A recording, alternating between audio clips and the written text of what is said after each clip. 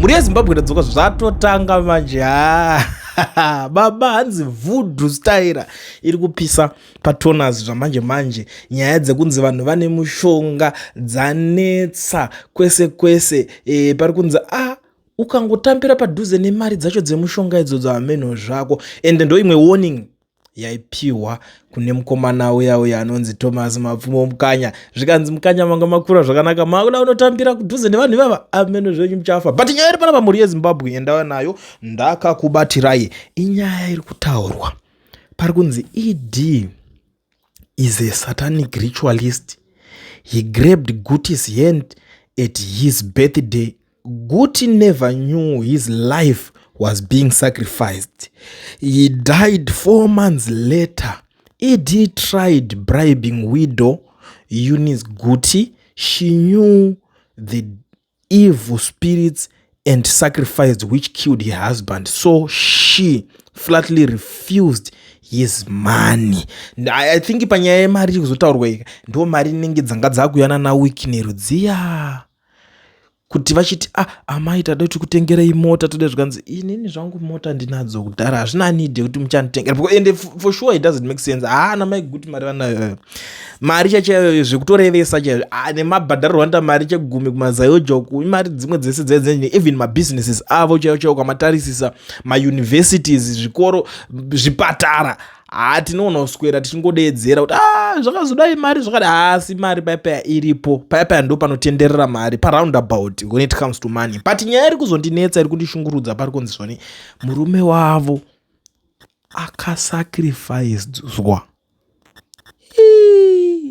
Pandinetsa nanhasi pari kundishungurudza ipapa handidi kunyeba zvangu. It is alleged but imi maZimbabwenzi information iyi ushoti inenge yabuda nguwai, mune mazvowana nguwai kuti information inenge yabva kun'anga dzacho here kuti inenge yabva nechekunani chaizvo. I'm still in a shock. Kutaura chokwadi chako hana yangu ichiri kutorova. Inyaya dzimwe dzekuti tikadzitaura unozwa pane dzimwe nyaya dzekuti uchizotaura sure iwe wega undonzwa hana ichirova so kuti pa uzoti hana iri kubika manhanga because panenge pakashata. Ameno muneonawo sei nyaya yacho ngatiudzanei kuti mimi munofungawo sei munofeelawo sei about this issue iri kutaurwa panapa yekunzi zvoni mudhara uyu akasacrificedwa akarohwa voodoo style. Isi tichifunga ndo ana baba wezvemweya kana ana baba wezvemweya vakurohwa voodoo style inopera sei nyaya yacho. But muri yeZimbabwe regedzai ndikusiyei makateerera something asi ndisati ndadaro ndobva ndangoshandisawo mukana unoyu kuzivisa maZimbabweans ese vari munyika yeSouth Africa ine vari kudawo kuregisterwa macompanies nekuvhurirwa maFNB business accounts vasina mawork permits kana mastart permits. Ndiri kuti mukana ndiwoyu batai company iyo inonzi Education Research inotungamirirwa nana Mukoma Owen avo vanokwanisa kukuitira zvinhu izvozvo kukuregistera company vokuvhurira FNB business account usina work permit kana start permit. Saka tiri kuti no work permit no problem because Education Research is the solution. Vanokuitira uri kwauri koko vari kwavari ikoko. Chikuru kuti unge uinacho unofanirwa kunge une passport yako chete iyoyo zvinhu zvotofamba. Zvekare kune vanoda kutenga michovha dzekuitisa mabusiness dzimotikari handiti dzekuti uda kuitawo luxury car handiti yekungofambisawo kana kuti ugare ungori nemota ine ball iri ball isedha uda construction vehicle.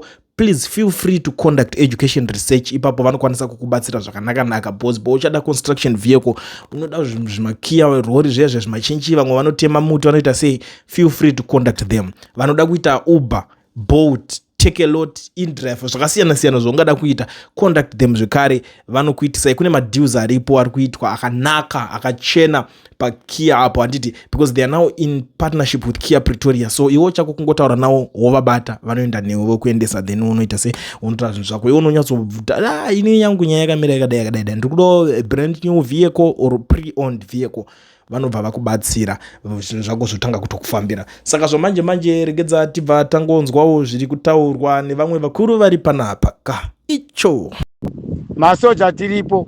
Ndakuudzai kuti ndine hondo yangu ndine masoja angu ambuya nehanda musatya. Ndine chinhu 1 chandoda kukuudzai. Tikuda kuita zvinhu zvedu izvi peacefully.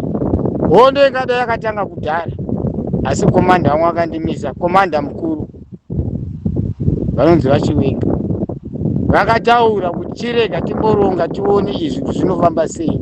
titeedzere zvavanoda kuti tinosvika papi. Zvino zvawanikwa kuti izvi no, rwizi rwazarisa izvi hatingayambuki. Saka takuda kuzviyambutsa murwizi. Sekuyambuka kwatakaita, takayambuka marwizi akawandisa kubva kwatakabva tisvika kuzorwira rusununguko rweZimbabwe. One man, one vote, one woman, one vote. That's all. Munhu umwe equal share. Katikabata iri mbeva ngatiletese mbeva iyoyo. Kwete kuti vamwe vanodla mbeva, vamwe vari kudla nguruve dzakanona mafuta kudhara. Ndo zvinovatisa mafuta. That is going to be an end on the 31st of July. Ndini Dr. D, komanda wemweya, komanda webako. Ndati ndikusisire mashoko aya, vazukuru vaMbuya Neyanda, vazukuru vasekuru Kaguvi. Ini ndakabata mucheka wangu mutema pandiri pano. Ndakataura kudhara kuti vane manavigeta ndiri muZimbabwe ngavauye vandibate, muone kuti vanomhanya sei, vanotsva sei. Saka imimi simba ndakusiyira kwamuri, asi ndirimo. Isu takabata futi. Hapana munhu anokupfuurai, musambonyepedzerwa zvenyu. Muporisa kana akauya netsvimbo yake nenduku yake, batai murove stereki, ko ndiye anenge atanga. Ende ndakuda kuyambira futi. Ndikunzwa nyaya dzevanhu vamwe vari kunzi vari kurohwa, vamwe vari kudini, vamwe vari kukidhinepewa. Handidi kuzvinzwa futi.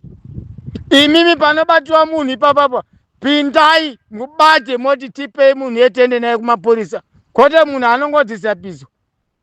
Vangani vakadhisapia. Nhasi uno mukadzi akadhisapa kumatebherere, ndi mukadzi uyo kuBulawayo. Nanhasi asi kuzikamwa kuti ari kupi. Vamwe vari kubatwa futi. Makangotarisa. Isu chadi futi ndo inotonga. Muporisa hana nebasa uyo. Muporisa batai murove mani.